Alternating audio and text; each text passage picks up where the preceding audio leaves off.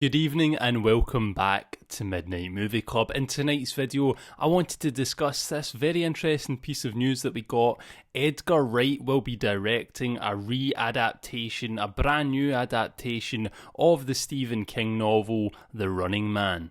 Now, a lot of people hear The Running Man and they probably instantly think of the movie from the 80s starring Arnold Schwarzenegger, and honestly, I don't blame you, it is a great movie, but it seems that a lot of people miss that this is actually a Stephen King novel, and the movie from the 80s was actually very different from the novel itself, so I'd like to go over some of those differences and just try and drum up a little bit of hype. So if you don't know anything about The Running Man at all, the novel itself was written by Stephen King, but it was under the pseudonym of Richard Bachman that he actually wrote the book.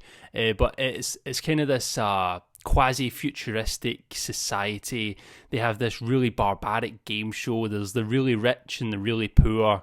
You either live in a shanty or you live in a concrete jungle kind of thing. You know, it's America in 2025, and it says here on the cover of the book, if you have a look at it, I'll put a picture up for you.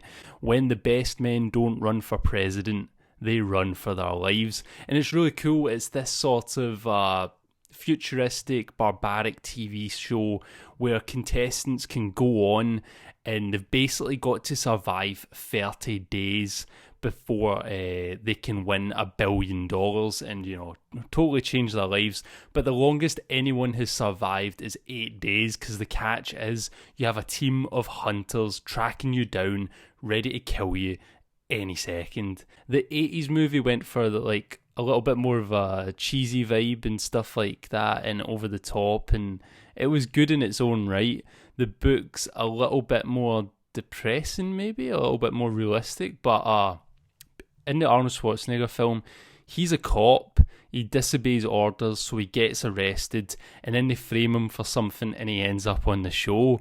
In the book, Ben Richards, the protagonist, he actually voluntarily goes on the show. He's just a working class man trying to make ends meet for him and his family. He's just trying to take care of his family. And he wants the $1 billion because he believes that he can actually do this and make it out the other end and change their lives forever. And he actually signs up for the show on his own accord. So that, right off the bat, is totally different from the 80s movie. And apparently this adaptation with Edgar Wright, who is set to direct, will follow the book much more closely, which will be awesome. It'll be cool to see it in a total different light this time. And it'll be cool to see the dynamic with Ben Richards in this one. I doubt he'll be a cop again. He probably won't get framed. He will probably have to sign up for the show himself. And even in the book, he goes through like this week long or like a few days. He goes like through a few days of like screening and other tests just to get on the show. So in this universe of the book, you actually have to be quite wanting to get onto the show. You have to be quite desperate for it, and you have to pass these certain and jump through certain hoops to get onto it. Whereas in the movie where Arnold Schwarzenegger, he gets framed and it's only criminals and people they want to get rid of on the show. Whereas in the book, it is the population that just need the money to change, and the people who think enough of themselves to actually go on and try and get that $1 billion and survive that 30 days. So yeah, it's a much more interesting dynamic, I think. They're kind of killing off the surplus and the poor population, but doing it in a way where they're voluntarily doing it. They're not being forced to do it. Where in the movie it was a bit more heavy-handed, like we're getting rid of the people we don't like. In this way they're doing it, it's much more insidious, you know, you don't notice it as much, so it kind of all fits into that sort of corporate evil overlord theme. The script itself is actually being penned by Michael Bacall, who has writing credits such as Scott Pilgrim vs. the World, Project X, and 21 Jump Street. So yeah, I'm a fan of all the movies that he's wrote in his past of his career. So I'm happy to hear him on board, and he will be developing it alongside Edgar Wright. But Edgar Wright strictly to direct. He'll just be there to help develop ideas and stuff like that. It'll be Bacall who actually bends the screenplay. But yeah, no complaints there. He seems like a very competent writer, and I'm excited to see what he can do with this material. The hunters in the novel, this is something else I want to talk about. It's another big difference. In the novel, they're really just your run-of-the-mill kind of bounty hunters. They're not the big characters that we see in the 80s film. Like, you know, you got Sub-Zero, the guy who was skating about an ice rink. There's a random ice rink in the sort of arena in that film. And then you had Jesse Ventura as well, who was like a pro wrestler or something like that. You're not going to see anything like that in this one, I don't think, if it's sticking true to the book. The book was much more like you're getting chased by Dog the Bounty Hunter or something like that. You know, these are real like trackers who can just hunt you down and really mess up your day. And I don't want to get into too many spoilers for both the book and that other film as well. And just in case that it does stay super true to the book, I don't want to let too much away for those of you who haven't read it. But in the 80s film, it seems like they were confined to this sort of semi-open world arena. Arnold Schwarzenegger and the other contestants had to make their way through all these different stages. In the book, he can kind of go anywhere. Ben Richards can kind of just, you know, traverse the whole of the US. I can't remember slightly if you're allowed to go overseas, but you're really not restricted in where you can go.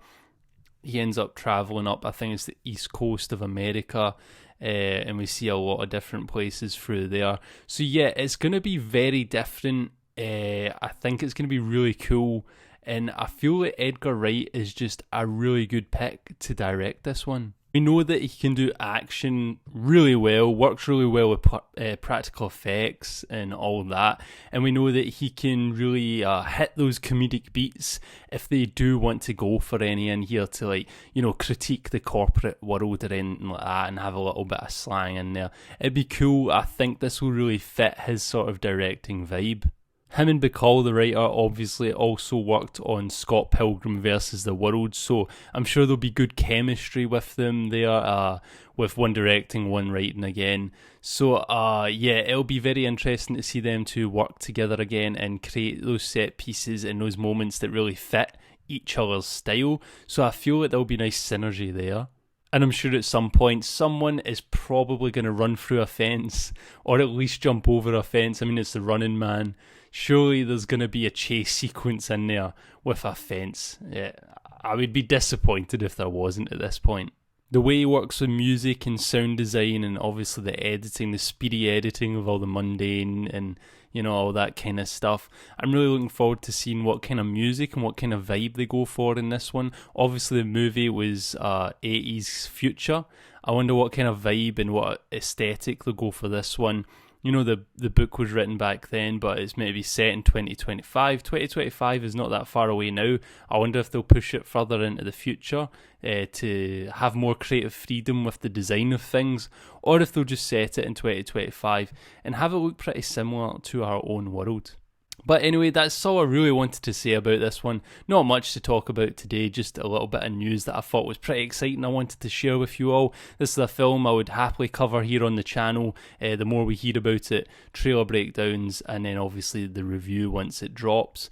But yeah, it's obviously very early stages. This one's probably a while off, but I just wanted to put this video out there, see if you guys responded to it well and want to hear more about it. But yeah, let me know in the comment section down below if you really like The Running Man, the movie or the novel, and if you're looking forward to this one. If you enjoyed this video, please do leave it a like, and if you haven't already, then make sure to subscribe to join the club. As always, thank you very much for watching, and good night.